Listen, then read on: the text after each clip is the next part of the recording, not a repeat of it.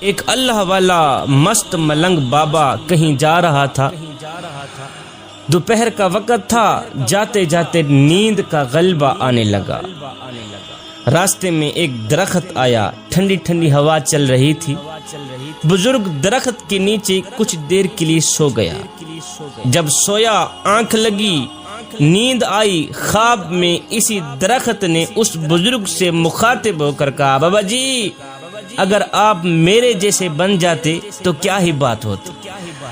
اللہ، خواب کی دنیا میں جس درخت کے نیچے بابا جی سویا ہوا تھا، اسی درخت نے بابا جی سے مخاطب ہو کر کہا، بابا جی اگر آپ میرے جیسے بن جاتے تو کیا ہی کمال کی بات ہوتی۔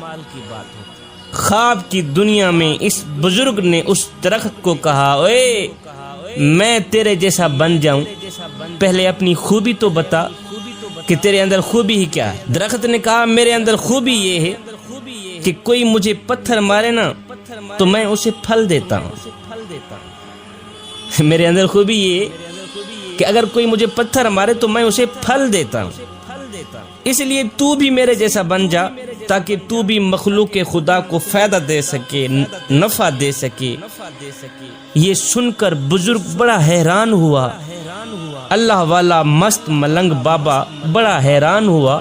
حیرانی کے عالم میں پوچھا کہ اے درخت، اگر تو اتنا ہی اچھا ہے تو پھر مجھے بتایا جائے کہ اللہ نے تجھے آگ کی غذا کیوں بنا دی، پھر تو جلتا کیوں ہے، لوگ تجھے آگ کے لیے استعمال کیوں کرتے ہیں۔ تیرے اندر اگر اتنا ہی کمال ہے تو پھر مجھے بتا کہ اللہ نے تجھے آگ کی غذا کیوں بنا دیا۔ یہ سن کر درخت نے جواب دیا، بزرگو میرے اندر خوبی کے ساتھ ساتھ ایک بہت بڑی خامی ہے، جس خامی نے میری خوبی کا ستیہ ناز کیا ہوا، جس خامی نے میری خوبی پر پانی پھیرا ہوا، اور اللہ تعالیٰ کو میری یہ خامی اتنی ناپسند ہے، اتنی ناپسند ہے کہ اللہ نے مجھے آگ کی غذا بنا دی۔ بزرگ نے پوچھا، وہ کون سی خامی ہے؟ درخت نے کہا، بابا جی وہ خامی یہ ہے کہ جدھر کی ہوا چلتی ہے نا میں ادھر کو ہو جاتا ہوں۔ اللہ، بابا جی خامی یہ ہے کہ جدھر کی ہوا چلتی ہے نا میں ادھر ہی کو ہو جاتا ہوں۔ مطلب یہ ہوا کہ جدھر کی ہوا چلے ادھر کو ہونے والی چاہے جان والی چیز ہو یا بے جان چیز ہو، اللہ تعالیٰ کو ناپسند ہے۔ اللہ تعالیٰ اسے جہنم کا ایندھن بنا دیتا ہے، جہنم میں ڈال دیتا ہے۔ جوانوں، ہماری صورتحال بھی اسی درخت سے ملتی جلتی ہے۔ ہم بھی کچھ ایسا ہی کر رہے ہیں کہ جدھر کی ہوا چلتی ہے ہم ادھر کو ہی ہو جاتے ہیں۔ ہم نام لیتے ہیں حسین کا، نقل کرتے ہیں یزید کی۔ ہمارے اوپر کوئی بھی شخص 10 منٹ لگا دے ہم اسی کے ہو جاتے ہیں۔ مسجد میں نماز پڑھنے کے لیے بھی چلے جاتے ہیں، پھر کسی کے کہنے پر کنجر خانے میں بھی چلے جاتے ہیں۔ ادھر کو بھی پورے ہیں، ادھر کو بھی پورے ہیں، جدھر کی ہوا چلے ہم ادھر کو ہی ہو جاتے ہیں۔ ہمارا تن مسجد میں ہوتا ہے، من یاروں کے پاس ہوتا ہے، کھڑے نماز میں ہوتے ہیں، ہماری یادیں دوستوں کے پاس ہوتی ہیں، ہمارا سر سجدے میں ہوتا ہے، ہماری سوچیں کاروبار کی طرف ہوتی ہیں۔ جوانوں، نماز میں بھی خالص بن جاؤ، رب کے عشق میں بھی خالص بن جاؤ۔ ادھر سے حضرت رابعہ بصری آ رہی تھی، ادھر سے ایک نوجوان جا رہا تھا۔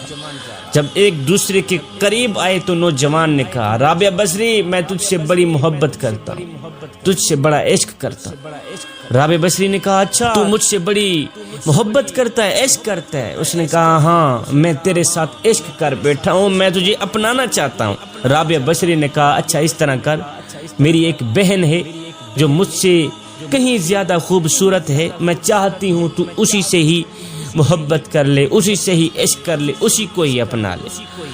اس نوجوان نے کہا، تیری وہ خوبصورت بہن کہاں ہے؟ رابعہ بصری نے کہا، وہ تیرے پیچھے کھڑی۔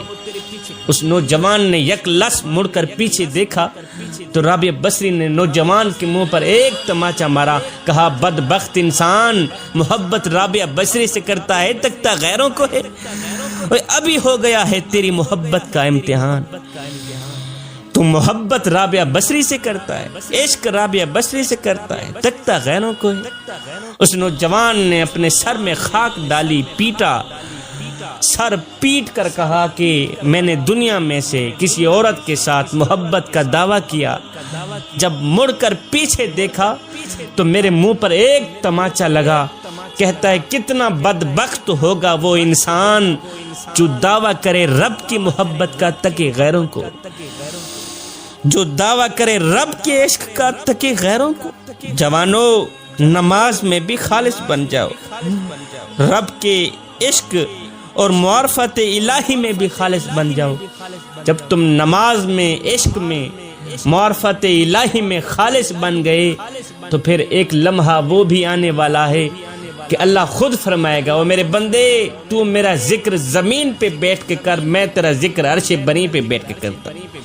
تو میرا ذکر گنہگاروں کی صف میں بیٹھ کے کرے گا، بدکاروں کی صف میں بیٹھ کے کرے گا۔ جب میں تیرا ذکر کروں گا تو گنہگاروں کی صف میں بیٹھ کے نہیں کروں گا، بلکہ معصوم فرشتوں کی صف میں۔ جدھر کی ہوا چلے ادھر کو نہ ہو جایا کریں۔ جوانوں، ایک اللہ کے بن جاؤ، ایک اللہ کے بن جاؤ۔ جب تم ایک اللہ کے بن گئے پھر دنیا میں بھی کامیاب بن جاؤ گے، آخرت میں بھی کامیاب بن جاؤ گے۔